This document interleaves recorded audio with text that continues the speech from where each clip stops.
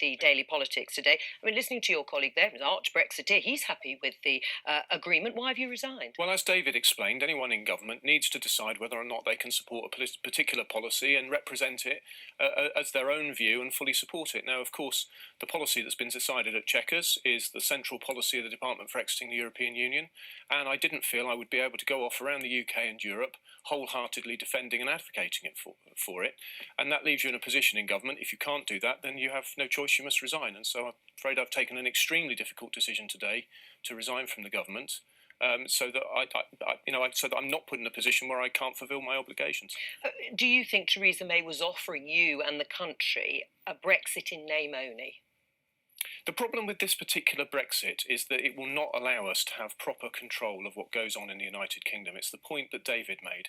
When you listen to what's being said, the truth is people are ending up advancing the same arguments which could be said under life in the EU under the European Communities Act. You said it yourself earlier in the programme, John, that you end up that Parliament is sovereign and it can choose to, for example, repeal the European Communities Act any time. Well, look how difficult it turns out to be to repeal the European Communities Act. So we need to get out from treaty obligations which automatically oblige Parliament to accept any particular rules and instead be in a position where what we do is a matter for us. Right, but you must have known that this sort of deal was coming, Steve.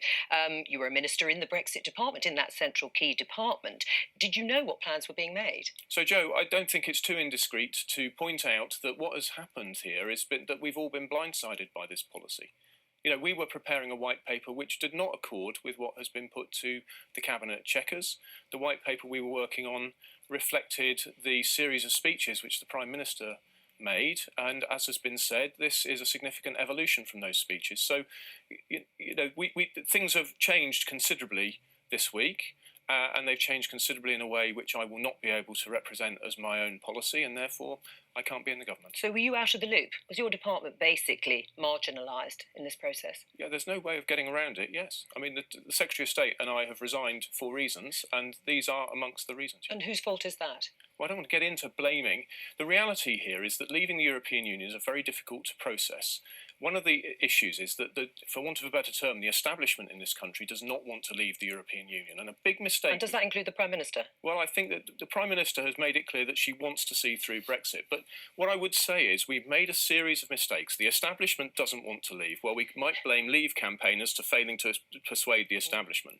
But the other thing is it's no good going forward with this recalcitrant spirit of fear and supplication as we negotiate. Instead of doing things because we must, because we're forced, or because we ought, we need to positively choose to leave the European Union well, perhaps brilliantly. And I think Philip, just before I came on, said that we need to do it properly.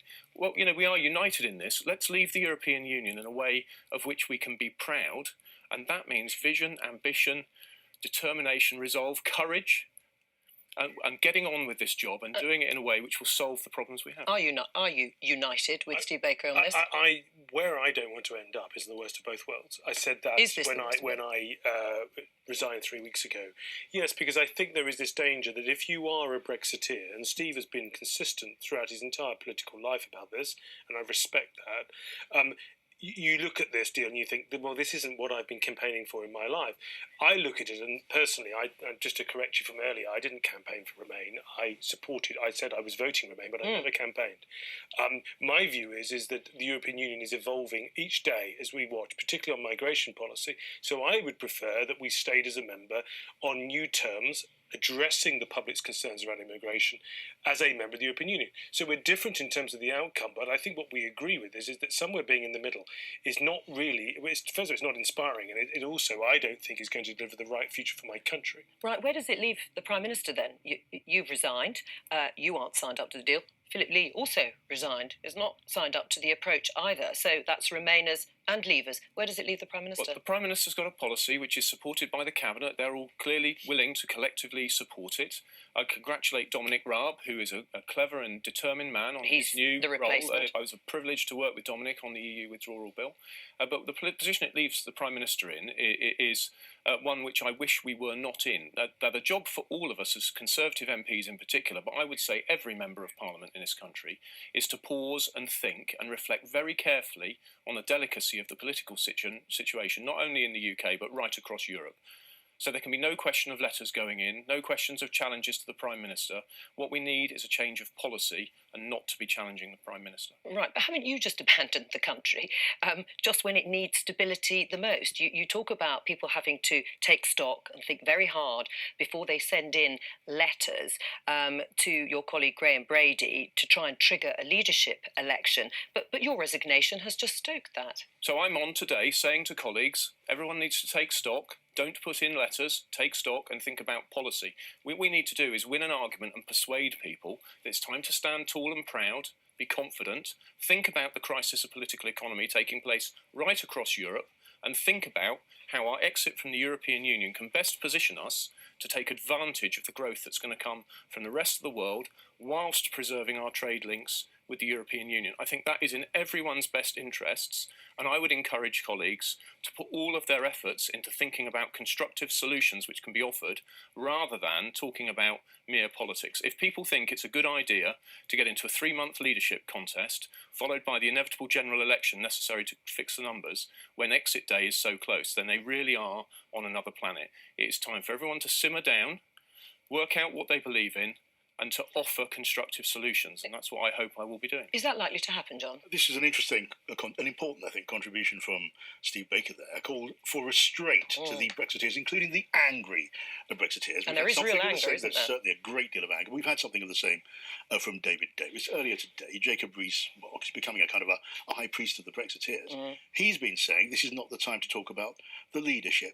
What's going on here, as I read it, a lot of these people understand if they try to force a vote of no confidence in Theresa May now, they would lose. And she would win that vote, which would leave her considerably stronger and them immeasurably weaker. That is not where we're going, I think, today. By the time you get to the big meeting today of the backbenchers at the 1922 Conservative Committee, expect some tough, hostile questions from some of the convinced, committed Brexiteers and some pretty dirty looks from their corner of the room. But equally, although this is supposed to be a private meeting, it might as well be Love Island. Everyone knows what goes on there the moment the meeting's over. It's a kind of theatre and expect a great show of loyalty and support from very many Tory backbenchers there. So Theresa May, I think, at the end of the day, will look in some ways as if she's in a more stable and maybe even stronger position. That too, though, I think, take that with a pinch of salt, because she will still be in a very tenuous position going into the next stage of Brexit in negotiations and while she tries to handle a rather restless party. Why wouldn't you want a true Brexiteer, as you may see it, leading the Conservative Party? There's absolutely no point going back and revisiting the leadership contest, which was Theresa May as But then you can get the Prime policy Minister. you want. I was very happy to fully support the policies which she had set out through a series of speeches. But, again, it's a sort of childish naivety to think, with the clock running towards exit day, that there is any practical possibility, even if someone didn't support her as Prime Minister, of thinking that there is a constructive way forward down that path. There is not. What we need is a change of policy and not to be challenging the leader. Why didn't Vote Leave warn people and the party that this would all be much more difficult than it's proven to be? Well, in the course of the campaign, people must select the arguments that they think will win. Personally, I was involved with Business for Britain beforehand. I remember having several copies of the 1,000-page Change or Go, which was widely handed out. I think anyone who, like me, read the 1,000 pages of the book knew it was going to be difficult. And personally, when I was at the count, I was not amongst those leaping around celebrating, because I fully understood that this would be a difficult challenge for our country, and I will celebrate when it's been done well and it's over and behind us. So was the country misled, then, in order to allow the Leave campaign to win? Absolutely not. There's no question of that. The Remain campaign was absolutely clear. I mean, how many times did we talk about Project Fear? People were told over and over again that there might be pain. And you know what? The British people should not be underestimated. They stood tall and they decided they wanted a change to recover democratic control of political power. And they voted Leave despite Project Fear, which, incidentally, in all of those short-term predictions of immediate recession, has absolutely not come to pass. We were offered a punishment budget, which was clearly now can be seen as being a campaigning device. People tried to scare the British people into surrendering their democracy, and it's right they stood up and said no. Is that right? Well, look, when I resigned 3 weeks ago, I called for pausing of Article 50, and I also stated that we should go away, we should do the very best deal that you could do when you were in government, Steve, for Brexit, but we should also go to the European Union and say, look, you're moving on migration policy, where do you think you're going to, and discuss, then put those two options, new options, back to the public. I seek informed consent of the people. At the moment, in my conversations in the constituency, I have Brexiteers and Remainers saying, I didn't know it was going to be like this. I didn't know it was going to be this complicated. There is a sense that the public is a bit uneasy about this. I'm not saying it's significant, but there is a feeling. And I think personally, for the sake of my country, and indeed our party, Steve, I think we need to get that informed consent of the people, and I see no other way of doing it than going back to it with a second referendum. And what about that? I mean, you yourself have resigned. David Davis has resigned. There isn't agreement within the Conservative Party. Is it time to go back to the people? No, it's not. No, but Joe, look, we talked about the party's unity. I think anyone can look back at the way I handled chairing Conservatives for Britain. I mean, one of the things I did it was, one of the reasons I did it, one of the ways I did it was to try and keep the Conservative Party together during that period. The first interview I did was with Damien Green on this programme, and we came in friends, we went out friends. And I hope and expect that we can get through whatever difficulties lie ahead and keep the Conservative Party together, because no one should be any doubt the real existential threat to prosperity in this country is John McDonnell and Jeremy Corbyn's Labour Party. All right, let's have a look at this tweet from, I think this was from Kate McCann at The Telegraph, and it's about David Davis and the fact that actually some of the motivation behind his resignation was that he was extremely irritated about the heavy-handedness as he saw it. Pre and leading up to that Chequers meeting, being told that phones were being taken away all day, that ministerial cars wouldn't be taking back cabinet ministers who resigned. Did that irritate him? Well, it certainly irritated me. I was absolutely furious with the childish nonsense being issued by Number 10. Absolutely unequal to the task at hand. Frankly, I was furious. I could almost have resigned just over the childishness of that briefing. We are in a position where when the history of the last 10 years is written and the summaries are read, the summaries will show that this was a profound crisis of political economy, both in the financial system and in the politics of Europe. And it will become obvious that what we need today is great statesmanship, the like of which few people are equal. What we don't need is childish briefing against colleagues. There was an untruth told about whether or not I'd had promotion dangled in front of me. No such conversation was had. I checked with the other colleagues. They had not had conversations about having their ambitions tested for promotions, and yet it was briefed out as if any of us could be bribed. I am absolutely furious about it. But was it enough to take me out of government? No, certainly not. Right, but who do you blame for that? I mean, it came from Number 10. That was the briefing that we all received on Friday. So it would be in all of our interests if I didn't name the particular individual who I would hold accountable, but he will know who he is. Right, but somebody at Number 10. I mean, this is something that is coming from the heart of government. So you asked me the question, I've said my piece. We need to make sure that what the behaviour we get from right across government and right across the backbenches is wholly focused on the national interest, going forward as one country and leaving the European Union not just well, but brilliantly, so that we can contribute to solving a set of crises which are afflicting all of Europe, and I dare say, to an extent, the United States. Is the Number 10 operation up to the job?